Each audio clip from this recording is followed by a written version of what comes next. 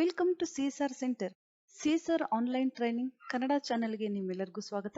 ನೀವು ಇನ್ನೂ ನಮ್ಮ ಚಾನೆಲ್ ಅನ್ನು ಸಬ್ಸ್ಕ್ರೈಬ್ ಮಾಡಿಲ್ಲ ಅಂದ್ರೆ ಪ್ಲೀಸ್ ಸಬ್ಸ್ಕ್ರೈಬ್ ಮಾಡಿ ಮತ್ತು ಬೆಲ್ ಐಕನ್ ಅನ್ನು ಕ್ಲಿಕ್ ಮಾಡಿ. ನಮ್ಮ ಚಾನೆಲ್ ಅಲ್ಲಿ ಬರುವಂತಹ ಎಲ್ಲಾ ಹೊಸ ವಿಡಿಯೋಗಳನ್ನ ನೀವು ನೋಡೋದಕ್ಕೋಸ್ಕರ. ನಮ್ಮ ಚಾನೆಲ್ ಅಲ್ಲಿ ಬರುವಂತಹ ವಿಡಿಯೋಗಳು ನಿಮ್ಗೆ ಇಷ್ಟ ಆದಲ್ಲಿ ಪ್ಲೀಸ್ ಲೈಕ್ ಮಾಡಿ, ಶೇರ್ ಮಾಡಿ ಮತ್ತು ಕಮೆಂಟ್ ಮಾಡಿ ಅಂತ ಹೇಳ್ತಾ ಮತ್ತೊಮ್ಮೆ ನಿಮ್ಮೆಲ್ಲರಿಗೂ ಸಿಎಸ್ಆರ್ ಆನ್ಲೈನ್ ಟ್ರೈನಿಂಗ್ ಕನ್ನಡ ಚಾನೆಲ್ಗೆ ಸ್ವಾಗತ.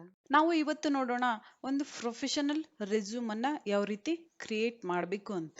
ಇಲ್ಲಿ ನಾನು ಒಂದು ಸಿಂಪಲ್ ರೆಸ್ಯೂಮ್ ಫಾರ್ಮೆಟ್ ಅನ್ನ ತಗೊಂಡಿದ್ದೀನಿ. ಮೊದಲು ನಾವು ಮೈಕ್ರೋಸಾಫ್ಟ್ ವರ್ಡ್ ಅಲ್ಲಿ ಇರುವಂತಹ ರೆಸ್ಯೂಮ್ ಟೆಂಪ್ಲೇಟ್ಸ್ ಅನ್ನ ನೋಡೋಣ. ನಂತರ ನಾವು ಈ ರೆಸ್ಯೂಮ್ ಅನ್ನ ನೋಡೋಣ. ಫೈಲ್, ನಂತರ 3 ಟೆಂಪ್ಲೇಟ್ಸ್ ಮೇಲೆ ಕ್ಲಿಕ್ ಮಾಡೋಣ. ನಂತರ ಇಲ್ಲಿ ರೆಸ್ಯೂಮ್ಸ್ ಅಂಡ್ ಕವರ್ ಲೆಟರ್ಸ್. ಇಲ್ಲಿ ಹಲವಾರು ರೀತಿಯ ರೆಸ್ಯೂಮ್ ಟೈಪ್ಸ್ ನಮಗೆ ಬರುತ್ತೆ. ನಿಮಗೆ ಯಾವ ರೆಸ್ಯೂಮ್ ಸೂಟಬಲ್ ಆಗುತ್ತೆ, ಯಾವ ಫಾರ್ಮೆಟ್ ನಿಮಗೆ ಇಷ್ಟ ಆಗುತ್ತೆ, ಆ ರೆಸ್ಯೂಮ್ ಫಾರ್ಮೆಟ್ ಅನ್ನ ನಾವಿಲ್ಲಿ ತಗೋಬಹುದು. ಇಲ್ಲಿ ಹಲವಾರು ಫಾರ್ಮೆಟ್ಸ್ ಇದೆ, ನೀವು ಇಲ್ಲಿ ನೋಡ್ತಾ ಇರಬಹುದು. ನಂತರ ಈ ಫಾರ್ಮೆಟ್ ಮೇಲೆ ಕ್ಲಿಕ್ ಮಾಡೋಣ. ನಂತರ ಕ್ರಿಯೇಟ್. ಇಲ್ಲಿ ನಮ್ಮ ರೆಸ್ಯೂಮ್ ಫಾರ್ಮೆಟ್ ಬಂದಿದೆ, ನೀವು ಇಲ್ಲಿ ನೋಡ್ತಾ ಇರಬಹುದು. ನಾವು ಈ ರೆಸ್ಯೂಮ್ ಫಾರ್ಮೆಟ್ ಅನ್ನ ಎಡಿಟ್ ಮಾಡಬೇಕು. ಇಲ್ಲಿ ಫೋಟೋ ಇದೆ, ಡಿಲೀಟ್ ಮಾಡಿ. ನಂತರ ಇನ್ಸರ್ಟ್ ಪಿಕ್ಚರ್ಸ್, ದಿಸ್ ಡಿವೈಸ್. ನಿಮ್ಮ ಕಂಪ್ಯೂಟರ್ ಅಲ್ಲಿ ನಿಮ್ಮ ಫೋಟೋ ಇದ್ರೆ ನಿಮ್ಮ ಫೋಟೋನ ನೀವು ಇಲ್ಲಿ ಇನ್ಸರ್ಟ್ ಮಾಡಬಹುದು. ನಂತರ ನಿಮ್ಮ ನೇಮ್ ಇಲ್ಲಿ ಟೈಪ್ ಮಾಡಬೇಕಾಗತ್ತೆ. ನಂತರ ನೀವು ಯಾವ ಜಾಬ್ಗೋಸ್ಕರ ಇಂಟರ್ವ್ಯೂಗೆ ಹೋಗ್ತಾ ಇದ್ದೀರಾ ಅಥವಾ ಲಾಸ್ಟ್ ಕಂಪನಿಯಲ್ಲಿ ನೀವು ಏನು ವರ್ಕ್ ಮಾಡಿದ್ರಿ. ಎಕ್ಸಾಂಪಲ್, ನೀವು ಅಕೌಂಟಿಂಗ್ ಫೀಲ್ಡ್ ಅಲ್ಲಿ ವರ್ಕ್ ಮಾಡಿದ್ರೆ ಅಕೌಂಟಿಂಗ್, ಅಕೌಂಟೆಂಟ್ ಅಲ್ಲಿ ನೀವು ಬರಿಬೇಕಾಗುತ್ತೆ. ಅಥವಾ CNC programmer, operator, computer operator, school teacher ಅಥವಾ manager, engineer, civil engineer, program developer, ಈ ರೀತಿ ನಿಮ್ಮ ಜಾಬ್ ಟೈಟಲ್ ಏನಿದೆ ಅದನ್ನ ನಾವಿಲ್ಲಿ ಹಾಕಬೇಕಾಗುತ್ತೆ. ನಂತರ ಪ್ರೊಫೈಲ್, ಇಲ್ಲಿ ನೀವು ಓದ್ಕೋಬೇಕು. ಓದ್ಕೊಂಡು ಇಲ್ಲಿ ಏನ್ ಚೇಂಜಸ್ ಇದೆ ನೀವು ಮಾಡಬೇಕಾಗುತ್ತೆ. ಪ್ರೊಫೈಲ್ ಅಂದ್ರೆ ಲಾಸ್ಟ್ ಕಂಪನಿಯಲ್ಲಿ ನೀವು ಏನ್ ಕೆಲಸ ಮಾಡಿದ್ರಿ. ನೀವು ಅಕೌಂಟೆಂಟ್ ಆಗಿ ವರ್ಕ್ ಮಾಡಿದ್ರೆ ನಿಮ್ಮ ವರ್ಕ್ ಏನಿತ್ತು ಅದನ್ನ ನೀವು ಇಲ್ಲಿ ಶಾರ್ಟ್ ಆಗಿ ಬರಿಬೇಕಾಗುತ್ತೆ. ಅಥವಾ CNC ಪ್ರೋಗ್ರಾಮರ್ ಆಗಿ ವರ್ಕ್ ಮಾಡಿದ್ರೆ ನೀವು ಯಾವೆಲ್ಲ ಪ್ರೋಗ್ರಾಮ್ ಗಳನ್ನ ಮಾಡಿದ್ದೀರಾ ಅಲ್ಲಿ ಮೆನ್ಷನ್ ಮಾಡಬೇಕಾಗುತ್ತೆ. ಅಥವಾ data entry operator, school teacher, computer operator, program developer, ಈ ರೀತಿ ನಿಮ್ಮ ಜಾಬ್, ನಿಮ್ಮ ಸ್ಕಿಲ್ಸ್ ಅನ್ನ ಇಲ್ಲಿ ನೀವು ಶಾರ್ಟ್ ಆಗಿ ಬರಿಬೇಕಾಗುತ್ತೆ. ನಂತರ ನಿಮ್ಮ ಕಾಂಟ್ಯಾಕ್ಟ್ ಡೀಟೇಲ್ಸ್, ನಿಮ್ಮ ಇಮೇಲ್ ID ಅಥವಾ ನಿಮ್ಮ ಟ್ವಿಟರ್ ಅಕೌಂಟ್ ಇದ್ರೆ ಅದನ್ನ ನೀವು ಇಲ್ಲಿ ಹಾಕಬಹುದು. ನಿಮ್ಮ ಫೋನ್ ನಂಬರ್, ನಿಮ್ಮ ಅಡ್ರೆಸ್ ಅನ್ನ ನೀವು ಇಲ್ಲಿ ಬರಿಬೇಕಾಗುತ್ತೆ.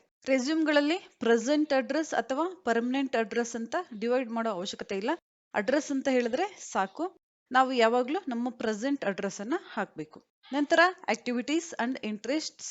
ಇಲ್ಲಿ ನೀವು ಆಕ್ಟಿವಿಟೀಸ್ ಅಂಡ್ ಇಂಟ್ರೆಸ್ಟ್ಸ್ ಹಾಕೋದಿದ್ರೆ ನೀವು ಯಾವ ಜಾಬ್ಗೋಸ್ಕರ ಇಂಟರ್ವ್ಯೂಗೆ ಹೋಗ್ತಾ ಇದ್ರ ಅದರ ರಿಲೇಟೆಡ್ ನೀವು ಇಲ್ಲಿ ಹಾಕಬೇಕಾಗುತ್ತೆ. ಅದು ಒಂದ್ ರೀತಿ ಫಸ್ಟ್ ಇಂಪ್ರೆಷನ್ ಆಗಿ ವರ್ಕ್ ಆಗುತ್ತೆ. ನಂತರ ಇಲ್ಲಿ ಎಕ್ಸ್ಪೀರಿಯನ್ಸ್ ಇದೆ. ನೀವು ಲಾಸ್ಟ್ ಕಂಪನಿಯಲ್ಲಿ ಏನ್ ವರ್ಕ್ ಮಾಡಿದ್ರಿ ಆ ವರ್ಕ್ ರಿಲೇಟೆಡ್ ನೀವು ಇಲ್ಲಿ ಇನ್ಫಾರ್ಮೇಶನ್ ನ ಬರಿಬೇಕಾಗುತ್ತೆ. ನೀವು ಲಾಸ್ಟ್ ಕಂಪನಿಯಲ್ಲಿ CNC ಪ್ರೋಗ್ರಾಮರ್ ಆಗಿ ಏನಾದ್ರು ವರ್ಕ್ ಮಾಡಿದ್ರೆ ನೀವು ಯಾವೆಲ್ಲ ಪ್ರೋಗ್ರಾಮ್ಗಳನ್ನ ಮಾಡ್ತಾ ಇದ್ರಿ, ಯಾವೆಲ್ಲ ಪ್ರೋಗ್ರಾಮಿಂಗ್ ಆಪರೇಷನ್ಸ್ ನಿಮ್ಗೆ ಗೊತ್ತಿದೆ, ಯಾವೆಲ್ಲ ಮಷೀನ್ ಅಲ್ಲಿ ವರ್ಕ್ ಮಾಡಿದಿರಾ, ಈ ರೀತಿಯಾದ ಇನ್ಫಾರ್ಮೇಶನ್ ಅನ್ನ ನೀವು ಇಲ್ಲಿ ಹಾಕಬೇಕು. ನೀವು ಅಕೌಂಟೆಂಟ್ ಆಗಿ ವರ್ಕ್ ಮಾಡಿದ್ರೆ ಅಕೌಂಟ್ಸ್ ಅಲ್ಲಿ ಹಲವಾರು ಟೈಪ್ ಬರುತ್ತೆ. ಅಕೌಂಟಿಂಗ್ ಸಾಫ್ಟ್ವೇರ್ ಸಹ ಹಲವಾರು ಬರುತ್ತೆ. ಇಲ್ಲಿ ಅಕೌಂಟಿಂಗ್ ಸಾಫ್ಟ್ವೇರ್ಸ್ ಅಂದ್ರೆ ಟ್ಯಾಲಿ ಮತ್ತೆ ಟ್ಯಾಲಿ ಪ್ರೈಮ್ ಅಷ್ಟೇ ಅಲ್ಲ, ಇನ್ನ ಹಲವಾರು ಅಕೌಂಟಿಂಗ್ ಸಾಫ್ಟ್ವೇರ್ಸ್ ಬರುತ್ತೆ. ಅದು ಕಂಪನಿಯ ಮೇಲೆ ಡಿಪೆಂಡ್ ಆಗುತ್ತೆ, ನಾವು ಯಾವ ಕಂಪನಿಯಲ್ಲಿ ವರ್ಕ್ ಮಾಡ್ತಾ ಇದೀವಿ ಅಂತ. ಈ ರೀತಿಯಾಗಿ ಅಕೌಂಟಿಂಗ್ ಅಂದ್ರೆ ನೀವು ಲಾಸ್ಟ್ ಕಂಪನಿಯಲ್ಲಿ ಏನು ವರ್ಕ್ ಮಾಡಿರ್ತೀರಾ, ಯಾವ ಅಕೌಂಟಿಂಗ್ ಸಾಫ್ಟ್ವೇರ್ ಅಲ್ಲಿ, ಅದರ ರಿಲೇಟೆಡ್ ಇನ್ಫಾರ್ಮೇಶನ್ ಅನ್ನ ಇಲ್ಲಿ ನೀವು ಬರಿಬೇಕಾಗುತ್ತೆ. ನಂತರ program developer, app developer, web designer, ಈ ರೀತಿ ನಿಮ್ಮ ಜಾಬ್ ಏನಿರುತ್ತೆ ಅದನ್ನ ನೀವು ಇಲ್ಲಿ ಡೀಟೇಲ್ ಆಗಿ ಬರಿಬೇಕಾಗುತ್ತೆ. ನಂತರ ಎಜುಕೇಶನ್, ನಿಮ್ಮ ಎಜುಕೇಶನ್, ನೀವು ಏನ್ ಎಜುಕೇಶನ್ ಮಾಡಿದ್ದೀರಾ ಅದನ್ನ ನೀವು ಇಲ್ಲಿ ಬರಿಬೇಕಾಗುತ್ತೆ. ಯಾವ ಕಾಲೇಜ್, ಯಾವ ಸ್ಕೂಲ್, ಯಾವ ಇಯರ್ ಅಲ್ಲಿ ನೀವು ಪಾಸ್ ಆಗಿದ್ದೀರಾ. ನಿಮ್ಮ ಪರ್ಸೆಂಟೇಜ್ ಇಲ್ಲಿ ನೀವು ಹಾಕೋ ಹೋಗಿದ್ರೆ ಹಾಕಬಹುದು. ಪರ್ಸೆಂಟೇಜ್ ಅನ್ನ ಇಲ್ಲಿ ಹಾಕೋ ಹೋಗಿದ್ರೆ ಹಾಕಬಹುದು. ಕಡಿಮೆ ಇದ್ರೆ ಪರ್ಸೆಂಟೇಜ್ ಹಾಕ್ಬಿಡಿ ಅಂತ ನಾನು ಹೇಳ್ತೀನಿ. ಹೆಚ್ಚಿಗೆ ಪರ್ಸೆಂಟೇಜ್ ಇದ್ರೆ ಹಾಕಿದ್ರೆ ನೋ ಪ್ರಾಬ್ಲಮ್, ಫಸ್ಟ್ ಇಂಪ್ರೆಷನ್. ಆದ್ರೆ ಕಡಿಮೆ ಪರ್ಸೆಂಟೇಜ್ ಇದ್ರೆ ಇಲ್ಲಿ ಹಾಕೋ ಅವಶ್ಯಕತೆ ಇಲ್ಲ ಅಂತ ನಾನು ಹೇಳ್ತೀನಿ. ಆದ್ರೆ ಕೆಲವೊಂದು ಕಂಪನಿಗೆ ನೀವು ಇಂಟರ್ವ್ಯೂಗೆ ಹೋಗ್ಬೇಕಾದ್ರೆ ಪರ್ಸೆಂಟೇಜ್ ಸಹ ಅಲ್ಲಿ ಬೇಕಾಗುತ್ತೆ. ಅಂತಹ ಟೈಮ್ ಅಲ್ಲಿ ನಾವು ಪರ್ಸೆಂಟೇಜ್ ನ ಮೆನ್ಷನ್ ಮಾಡಬೇಕಾಗುತ್ತೆ. ನಂತರ ಕೀ ಸ್ಕಿಲ್ಸ್, ಇದನ್ನ ಸಹ ನೀವು ಹಾಕಬಹುದು, ನಿಮ್ಗೆ ಏನೇನು ಗೊತ್ತಿದೆ ಅಂತ. ಇಲ್ಲಿ ಹಲವಾರು ರೆಸ್ಯೂಮ್ ಫಾರ್ಮೆಟ್ ಸಿಗುತ್ತೆ. ನಿಮಗೆ ಯಾವ ರೆಸ್ಯೂಮ್ ಫಾರ್ಮೆಟ್ ಸೂಟಬಲ್ ಆಗುತ್ತೆ ಆ ರೆಸ್ಯೂಮ್ ಫಾರ್ಮೆಟ್ ಅನ್ನ ನೀವು ಇನ್ಸರ್ಟ್ ಮಾಡಿ ಅದರಲ್ಲಿ ಎಡಿಟ್ ಅನ್ನ ಮಾಡಬಹುದು. ಕ್ರಿಯೇಟ್.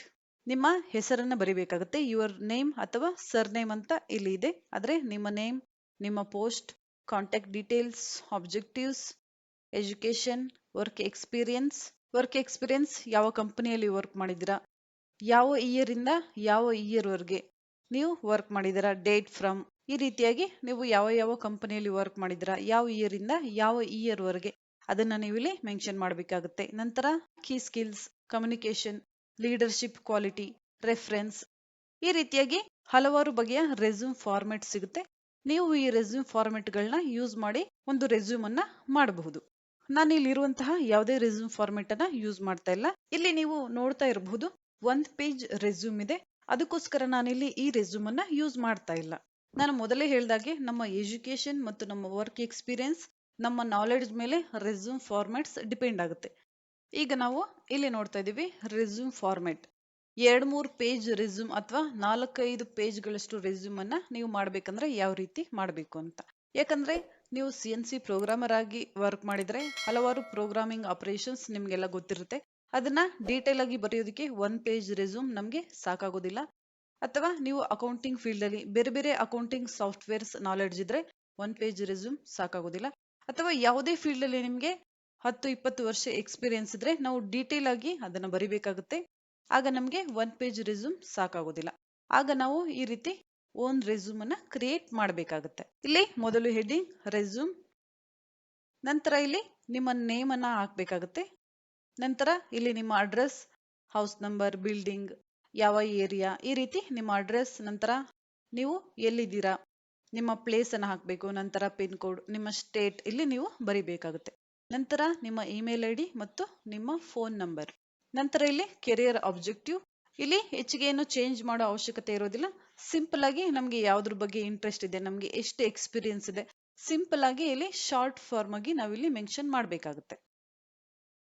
ನಂತರ ಪ್ರೊಫೆಷನಲ್ ಎಕ್ಸ್ಪೀರಿಯನ್ಸ್ ಅಂದ್ರೆ ನೀವು ಯಾವ ಯಾವ ಕಂಪನಿಯಲ್ಲಿ ವರ್ಕ್ ಮಾಡಿದ್ದೀರಾ, ಯಾವ ಪೊಸಿಷನ್ ಅಲ್ಲಿ ವರ್ಕ್ ಮಾಡಿದ್ದೀರಾ, ನಂತರ ಕಂಪನಿಯ ನೇಮ್ ಏನಿದೆ, ಈ ರೀತಿ ನೀವು ಇಲ್ಲಿ ಬರಿಬೇಕಾಗುತ್ತೆ. ನಂತರ ಯಾವ ಇಯರ್ ಇಂದ ಯಾವ ಇಯರ್ ವರೆಗೆ ವರ್ಕ್ ಮಾಡಿದ್ದೀರಾ, ನೀವು ಈ ರೀತಿ ಟೇಬಲ್ ಅಲ್ಲಿ ಬರಿಬಹುದು. ಅಥವಾ 1, 2, 3 ಸೀರಿಯಲ್ ನಂಬರ್ ಸಹ ಹಾಕಿ ನೀವು ಇಲ್ಲಿ ನಿಮ್ಮ ಎಕ್ಸ್ಪೀರಿಯನ್ಸ್ ನ ಬರಿಬಹುದು.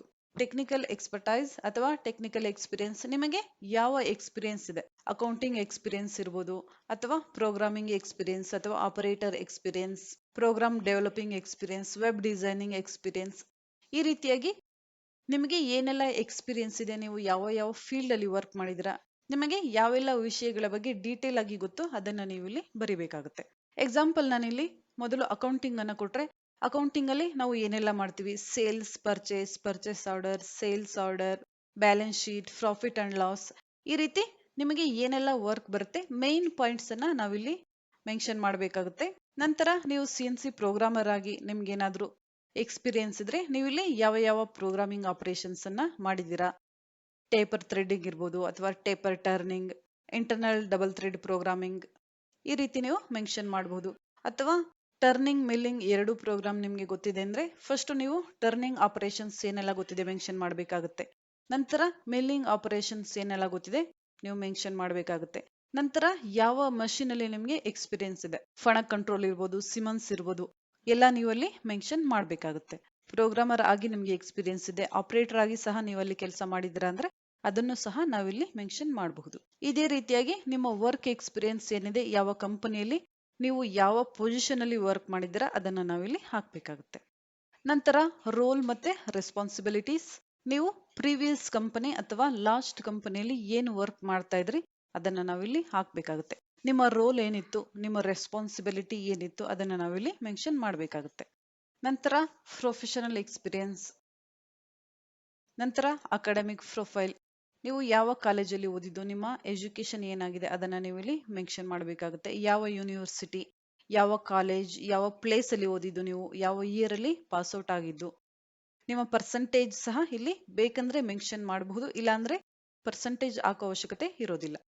ನಂತರ ಪ್ರೊಫೈಲ್, ನಿಮಗೆ ಏನೆಲ್ಲ ನಾಲೆಡ್ಜ್ ಇದೆ ಈ ರೀತಿ ನೀವು ಬರಿಬೇಕಾಗುತ್ತೆ. ನಂತರ ಸ್ಟ್ರೆಂತ್ ಅಂದ್ರೆ ಯಾವುದೇ ಒಂದು ಹೊಸ ಪ್ರಾಜೆಕ್ಟ್ ಬಂದ್ರೆ ನೀವು ಯಾವ ರೀತಿ ಅದನ್ನ ಫೇಸ್ ಮಾಡ್ತೀರಾ, ಯಾವ ರೀತಿ ಅದನ್ನ ಚಾಲೆಂಜಿಂಗ್ ಆಗಿ ತಗೊಂಡು ಅದನ್ನ ಕಂಪ್ಲೀಟ್ ಮಾಡ್ತೀರಾ, ಆ ರೀತಿ ನೀವು ಇಲ್ಲಿ ಬರಿಬೇಕಾಗುತ್ತೆ.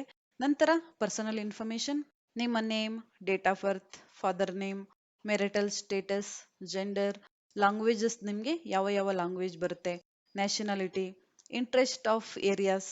ನಾನು ಮೊದಲೇ ಹೇಳಿದಾಗೆ ನೀವು ಯಾವ ಕಂಪನಿಗೆ ಇಂಟರ್ವ್ಯೂಗೆ ಹೋಗ್ತಾ ಇದ್ದೀರಾ, ಯಾವ ಜಾಬ್ಗೋಸ್ಕರ, ಆ ಜಾಬ್ ರಿಲೇಟೆಡ್ ಇಂಟ್ರೆಸ್ಟ್ ನೀವು ಇಲ್ಲಿ ಬರಿಬೇಕಾಗುತ್ತೆ.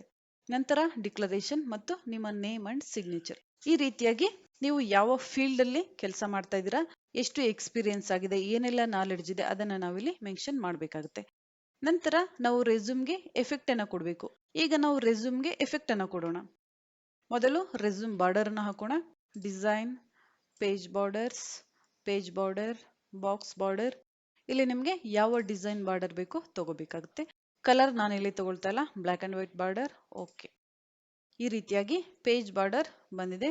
ನಂತರ ಇಲ್ಲಿ ಅಡ್ರೆಸ್ ಮೆನ್ಷನ್ ಮಾಡಿದ ನಂತರ ಇಲ್ಲಿ ಒಂದು ಲೈನ್ ಅನ್ನ ಹಾಕಬೇಕು ನಾವು. ಇಲ್ಲಿ ಕ್ಲಿಕ್ ಮಾಡ್ತಾ ಇದ್ದೀನಿ. ನಂತರ home menu, line, top border, ಈ ರೀತಿಯಾಗಿ ಇಲ್ಲಿ ನೀವು ನೋಡ್ತಾ ಇರ್ಬೋದು. ನಂತರ ಎಂಟರ್.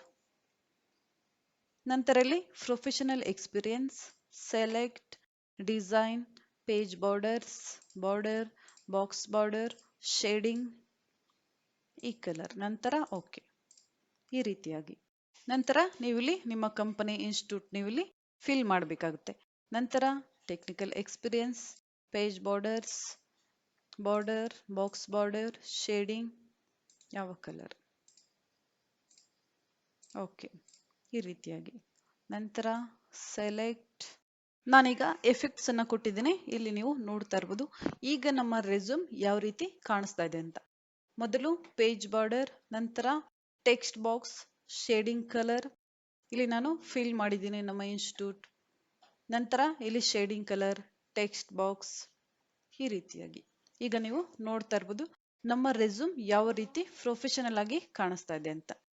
ಈ ರೀತಿ ನೀವು ರೆಸ್ಯೂಮ್ ಅನ್ನ ಮಾಡಬೇಕಾಗುತ್ತೆ, ಒಂದು ಪ್ರೊಫೆಷನಲ್ ರೆಸ್ಯೂಮ್.